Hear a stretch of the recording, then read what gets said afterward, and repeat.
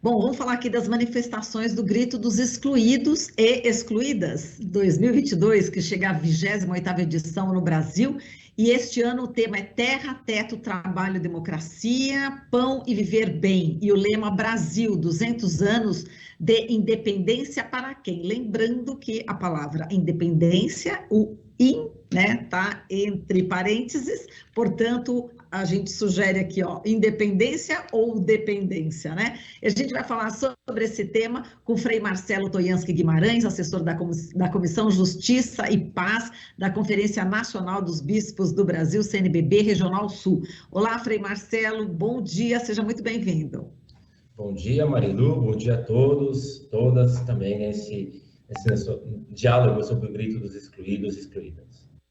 Muito bem, Frei Marcelo, bom, vamos começar aqui falando justamente de dois temas muito importantes, né, agora do Grito dos Excluídos, que justamente os 200 anos da independência ou dependência, né, do Brasil, e também as eleições, né, que a gente está vivendo um processo aí agora eleitoral, portanto, esse também é um outro assunto muito importante a ser tratado aí no Grito dos Excluídos, né, Frei Marcelo? Sim, então neste ano 2022, 200 anos, né, da independência, aí, entre aspas, né, bicentenário, então é uma data marcante. E o Grito dos Excluídos, Marilu, ele já na sua 28ª edição, né, 28 anos, sempre vem acontecer aí uma manifestação popular mais expressiva no dia 7 de setembro, justamente marcando essa independência que não aconteceu, não acontece, né?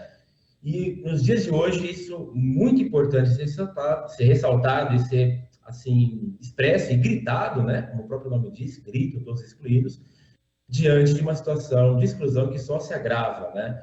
A gente sabe também que o Brasil, desde o seu início, é um país formado, estruturado muito para fora, para mandar seus recursos, para enviar as suas riquezas, e em detrimento da sua população, né? Uma população que foi escravizada por séculos. Depois que a população deixa de ser escravizada, a terra é escravizada, né? Com toda essa estruturação em latifúndios, cada vez mais a terra se torna também o espaço de litígio, de conflitos, e tudo isso é escancarado nos dias de hoje no Brasil. E, Frei Marcelo, a gente pode acrescentar ainda mais excluídos e excluídas, né? Enfim, em relação a tudo isso, né, que você acabou de falar. A gente tem a aporofobia, né, que é o ódio a pobres. Enfim, a gente está vivendo tempos assim bastante difíceis, onde a gente escuta até o presidente dizendo que na padaria, na fila, não tem gente pedindo, né, dinheiro, não tem gente pedindo comida, enfim. Como é que você vê também as pessoas, né, que estão vivendo nas ruas, e agora a gente está vivendo, pelo menos aqui em São Paulo, na região sul, sudeste, um período de bastante frio. Enfim, essas pessoas a gente precisa lembrar delas, né, Frei Marcelo? Sim. Participo também de uma articulação da Pastoral da Moradia, e tanto na São Paulo como nacional. E na última década, o número de favelas dobraram no Brasil, dobraram, né? Hoje, nós dizemos que praticamente 30% da população vive precariamente, pelo menos 30%. Favelas, cortiços, ou coabitando na mesma moradia com outra família, ou pagando o aluguel, comprometendo a renda, enfim, é uma realidade grave e que nos últimos anos só piorou, né, com todo o desmonte, os bons desmontes aí das políticas públicas, políticas sociais. Nós não temos um programa de construção de habitação popular hoje no Brasil, né? O desemprego altíssimo, não só os 13 milhões, né, desempregados, mas 40% da população ativa que trabalha está no trabalho informal, né? E isso não é simplesmente culpa da pandemia, né? É a má condução do país, porque isso já vinha antes da pandemia, e em plena pandemia, nós temos também o Brasil, o estado de São Paulo, o PIB crescendo, né? O sistema financeiro ganhando fortuna, então não é falta de riqueza, é falta de recursos. E aí, a população em situação de rua cresce, isso é o quê? Na verdade, expressa toda essa estrutura, todo esse modelo de país excludente que só se agrava. Na verdade, o atual presidente, o anterior presidente, é nítido, não há se a gente procurar qual é a política pública, o que a presidência, o que o governo atual tem feito pela população é mais pobre, é muito difícil de encontrar. Então, a gente percebe um governo que se direciona muito mesmo para vamos dizer, a classe mais abastada, o agronegócio, as mineradoras, né? E pensando no país em função de ser muito próximo de uma colônia, né? Uma grande fazenda que envia recursos para o mundo, água, minérios, sua vegetação, enfim. E a indústria brasileira, por exemplo, nas últimas décadas já está cada vez mais fragilizada, né? A indústria que dá os melhores empregos, né? Então, a gente percebe a falta muito grande de um projeto de país em vista da sua população, né? Um país cada vez mais voltado para uma colônia. E aí nós temos essas diversas expressões de miséria com a população em situação de rua. E claro, Marido, para justificar e para criar na sociedade um senso de aceitação dessa realidade de miséria, se alimenta essa porofobia. Se alimenta um discurso de ódio, se alimenta justificando a tortura, a violência policial, né? A violência policial, no fundo, é o quê? É uma forma de conter a população também mais marginalizada, né? Então, se justifica isso de vários modos, pelas redes sociais, enfim, de vários modos, é uma forma de colocando, incutindo na população um mecanismo ou uma aceitação dessa marginalização, dessa miséria crescente. E como diz o próprio manifesto aqui do Grito dos Excluídos, né, Frei Marcelo, nós estamos aqui vivendo esse jogo político, econômico, que prioriza a dívida pública. Enfim, a gente tem alguns dados aqui que o manifesto revela, né? No orçamento federal executado em 2021, o Brasil pagou 1,96 trilhões com juros e amortizações da dívida pública, o que representa um aumento de 42% em relação ao valor gasto em 2020. Quase 51% dos recursos públicos estão indo direto para esse fim. Como é que você vê, né, essa política, né, que prioriza essa dívida pública no Brasil, Frei Marcelo? Sim, é muito importante essa sua colocação. Na economia de Francisco Clara, que também é um movimento, uma articulação, foi já em 2020 convocada pelo Papa, a gente participa e aprofunda intensamente a questão econômica do país, e a gente percebe cada vez mais essa financiarização da economia como um grande agravante, né? Os bilionários que cresceram na última década no Brasil, aliás, 3 vezes mais, né? Então, tem aumentou muito a riqueza dos bilionários no Brasil, e a riqueza deles, né? Isso aí é a pesquisa da Forbes, né? Então, nem é uma pesquisa assim, nossa, mas é uma pesquisa mundial. A riqueza deles praticamente vem da financiarização, o quê? Ou seja, do ganho de dinheiro, de juros. Eles não têm mais, não produzem, não constroem uma fábrica que dá emprego, produz, não, simplesmente através de juros, né? E o Estado paga 50% de juros de uma dívida que muitos já denunciam que foi paga e repaga, por isso se pede uma auditoria da dívida, mas que não foi aceita até hoje, né? 50% é muito dinheiro, né? 2 trilhões praticamente, enquanto saúde e educação tem 2, 3, 4%, né? Então não falta recurso, mas também as famílias pagam muitos juros, né? Então, eu vi os dados mais de 70% das famílias endividadas no Brasil hoje têm alguma dívida, inadimplência, né? Também as empresas, né? As pequenas empresas, se vão pedir um recurso, né, através de empréstimo, os juros são 50% ao ano, então é muito alto, na Europa é 2%, né? Então, assim, você não quer que a economia funcione. Por quê? As pequenas empresas são inibidas de melhorar sua maquinaria, sua infraestrutura para dar mais emprego. As famílias também são impedidas de comprar mais ou de fazer a economia circular com juros altíssimos de 100%, né, quando se compra a prazo. E o Estado também. E pior de tudo, há um outro mecanismo a caminho, que é depois os grandes bancos, depois de ter todos esses recursos, estão cada vez mais querendo que o Banco Central pague juros livremente. Então, quer dizer, desse rendimento deles a partir de juros. Então, esse é um grande problema da economia brasileira. A gente, às vezes, vai para outro campo, inclusive o campo da corrupção, que é um campo grave, mas ele foi usado muito para não falar desse outro campo, que é a financiarização da economia, que ela inibe empregos, né? Então, hoje não interessa para os grandes empresários não trazer emprego, ele ganha a fortuna dos juros. Os juros, praticamente, ao meu ver, aí, encerrando essa minha colocação, ele é praticamente como na monarquia, né? A população paga para o rei, e o rei não tem obrigação nenhuma de retorno, ele é rei, né? Ele é rei. Diferente da democracia, por isso que a gente quer afirma a democracia, em que nós temos um Estado de Direito, né? Um Estado que todos os atores da sociedade têm suas funções, suas obrigações, né? E então esse sistema financeiro ele suga a riqueza sem nenhuma contrapartida para a sociedade e para os pobres. Exatamente, como você bem falou, né, que ele tem uma corrupção, acaba ficando aí que nem uma nuvem para encobrir exatamente tudo isso, né, que você falou, que é tão importante, principalmente para as pessoas mais pobres, né, que estão sendo aí penalizadas na saúde, na educação, em vários temas.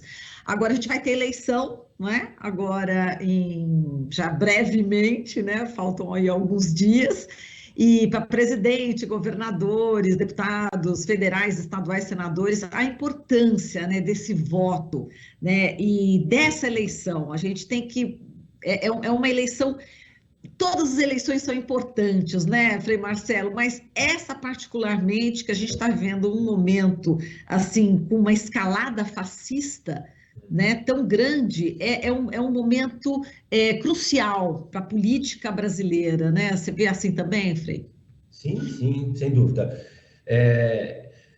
Nos últimos anos, partindo primeiro do viés econômico, né, o social, há um desmonte em curso no Brasil muito grave, né? E que vai ter impactos de décadas, né? O primeiro ato do atual presidente foi o quê? Desmontar o Conselho de Nutrição e de Alimentação. E aí nós temos no Brasil hoje com metade da população em segurança alimentar. 33 milhões passando fome, é muita gente. A gente está falando de pouca coisa, pequenos problemas. Então, é um país totalmente desgovernado ou governado para a elite, né, financeira, para os bancos, que são, muitas vezes, os mesmos donos da mineradora, os mesmos donos do agronegócio, enfim, tudo um conluio. É um país totalmente governado para isso, tá? Então, assim, que vem desmontando as políticas sociais, políticas públicas de forma muito grave. Então, assim, por isso que a eleição tem grande importância, porque se o país continua nesse fosso, eu lembro quando o atual presidente entrou, nós dizemos assim, a África existe. Nós podemos desmontar o país inteiro, e o país não tem mais previdência, não tem mais direito trabalhista. Isso é a realidade do continente africano, em grande parte, né? O SUS ainda com todos os seus limites, mas é um sistema gratuito à população. Isso, grande parte dos países não tem, inclusive países desenvolvidos, né? Então, há um grande esforço para desmontar o SUS de forma assim brutal, né?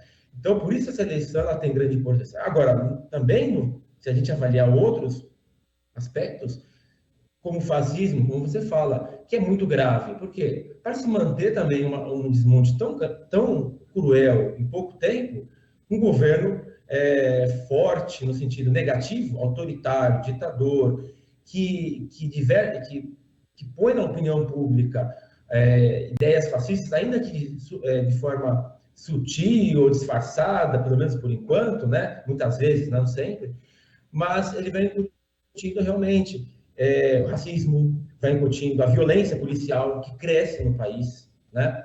Uma militarização, né? E um abafamento ou uma não aceitação do diferente, né? E tudo isso é muito grave, né? É um retrocesso humano, né?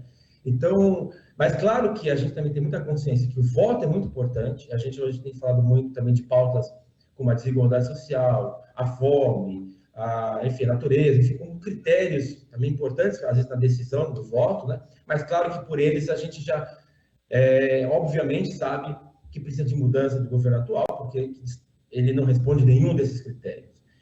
Mas não é só o voto, né, isoladamente, mas a participação política é fundamental, né? Eu passo para você. Não, exatamente, dessa participação política, falando em educação popular, né, trabalho de base, a gente sabe que hoje parte da igreja evangélica tem sido, enfim, um ponto de divulgação de fake news, né? E a gente lembra, em contrapartida, as comunidades eclesiais de base, da época do Dom Paulo Evaristo Arnes, né, que fez um trabalho assim realmente bastante consistente junto à população da periferia, lembrando esse histórico, né, da Igreja Católica. E agora, com parte da Igreja Evangélica, eu falo parte, porque realmente é uma parte, não é o todo, que fala em fake news e propaga fake news. Como é que você vê, como a gente consegue, né, levar a verdade, né, do que está acontecendo no país para essas pessoas que não adianta, elas não acreditam? É um desafio grande, né? E que a gente tem se debruçado bastante nele. E o grito é uma expressão de uma resposta. Eu já falo por quê. Penso que é um processo mundial. Hoje, com a comunicação tão ampla, né? Facilmente as pessoas no mundo inteiro têm a sua opinião, a sua verdade. A Europa também, grande resistência à vacina, na pandemia, enfim, não é por falta de estudo também. Então, eu penso que é um processo atual e que nós precisamos lidar com ele. Penso que a vida fala, né? A vida fala, a fome fala, o desemprego fala, as situações da vida falam. A Segunda Guerra Mundial teve apoio de parte da população europeia, mas após a Segunda Guerra, nós vimos a barbárie e nós tivemos aí, por exemplo, a grande declaração mundial, a grande declaração universal dos direitos humanos, né? Então, às vezes, diante de situações tão confusas e dramáticas, nós podemos também aprender, né? Infelizmente, às vezes, a partir de situações difíceis, né? Agora, sem dúvida, é urgente, eu acredito que tem havido um movimento grande de melhor comunicação, de atenção a essa confusão. A gente tem que saber também que o bom êxito das comunidades de base, dos sindicatos, nos anos 90, 80, trouxe uma grande reação da elite, né? Que é a reação que tem diante do Papa Francisco, que se posiciona com frequência, de forma profética, né? E eles souberam que a igreja bem organizada na base, né, unindo fé e vida, é uma ameaça, né? A exclusão social e tudo mais. Por isso, tem havido um desmonte, tanto dos sindicatos, das organizações populares, das comunidades de base. Isso não foi por acaso, né? Foi, inclusive, com investida de gente dona do dinheiro, né? Não foi simplesmente um processo eclesial também, mas um processo eclesial influenciado por esses fatores. Mas eu queria dizer que há uma grande preocupação, e o grito é uma expressão. Nós avaliávamos já no primeiro semestre a ausência um pouco de manifestações populares nas ruas, né? Claro que o grito ele é um processo, ele não quer se limitar somente à manifestação de 7 de setembro. Por exemplo, em Santo André, estou acompanhando bastante, todo o processo de integrar os organismos sociais, né? Igrejas, movimentos sociais, sindicatos, diversos grupos, todas as reuniões, ter contato com muita gente, dezenas de entidades, é uma grande riqueza. O processo é a grande riqueza, porque nós vamos nos encontrando mais, dialogando mais, unindo esforços, né? Eu trago com esperança tudo isso, né? Porque eu penso aquela frase, né? A vida fala mais do que as fake news. Ótimo, Frei. A gente agradece aqui a sua participação. Lembrando que a gente pode entrar na página, né, da CNBB e ver todos os locais do Grito dos Excluídos no Brasil inteiro. A gente deixa esse recado aqui, esse convite para o 7 de setembro. A gente vai falar, até o 7 de setembro, a gente vai falar mais vezes aqui sobre o Grito dos Excluídos. Muito obrigada, Frei Marcelo. Obrigado. Forte abraço, viu? Um abraço a todos. Até mais. A gente conversou aqui com o Frei Marcelo Toianski Guimarães, assessor da Comissão Justiça e Paz da Conferência Nacional dos Bispos do Brasil, CNBB, Regional Sul 1. Você está ouvindo Jornal Brasil Atual. As notícias que os outros não dão.